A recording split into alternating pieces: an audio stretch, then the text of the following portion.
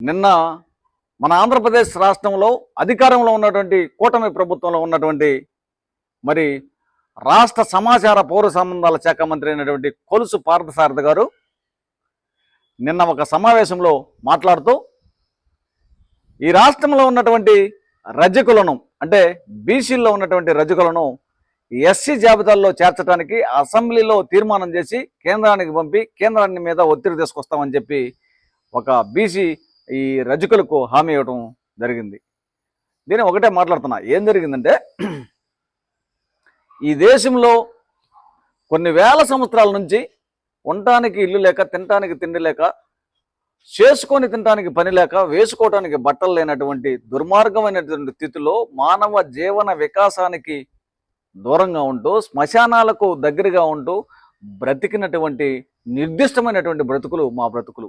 ఈ బ్రతుకులను గమనించినటువంటి Babasaheb doctor BR Ambedkar గారు గత కొంతకాలంగా బ్రిటిష్ ప్రభుత్వంతో పోరాటాలు చేస్తూ మాకు రిజర్వేషన్ కావాలని, ఆ తర్వాత మన దేశానికి స్వాతంత్రం వచ్చిన తర్వాత రాజ్యాంగం రాసేటటువంటి అవకాశం ఆయన కలిగినందువలన ఈ రాజ్యాంగంలో ఈ దేశంలో ఉన్నటువంటి 1265 జాతులను ఏకం చేసి ఒక షెడ్యూల్డ్గా చేసి ఈ షెడ్యూల్డ్ కులాలలో 59 ఉపకులాలను చేసి మీకు ఈ దేశంలో రాజకీయంగా, ఆర్థికంగా, సామాజికంగా, విద్యా ఉద్యోగాలలో మీకు 15% రిజర్వేషన్ కల్పిస్తున్నాను.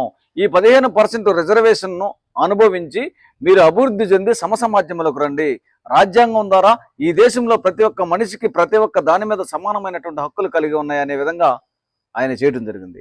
దానికి ముందు జరిగినటువంటి విషయం ఏంటంటే, ఇక్కడ ఈ 59 ఉపకులాల వారిని ఈ దేశంలో అంటరానితనము, అస్పృశ్యత, వివక్షత అనుభవించాం. అంటే మమ్మల్ని చూసి అగ్రకులాల వారు మరి చాలా దూరంగా వెళ్ళిపోయేవారు. మమ్మల్ని ముట్టుకుంటే మైలు పడేటటువంటి వారు. మేము వాళ్ళ ఇళ్ళలోకి, గుడుల్లోకి అడుగు పెడితే మైలు పడిందని చెప్పి కడిగేటటువంటి వారు. కాబట్టి మేము అస్పృశ్యులము, అంటరాని వారము, మరి వివక్షకు అనుభవించాము.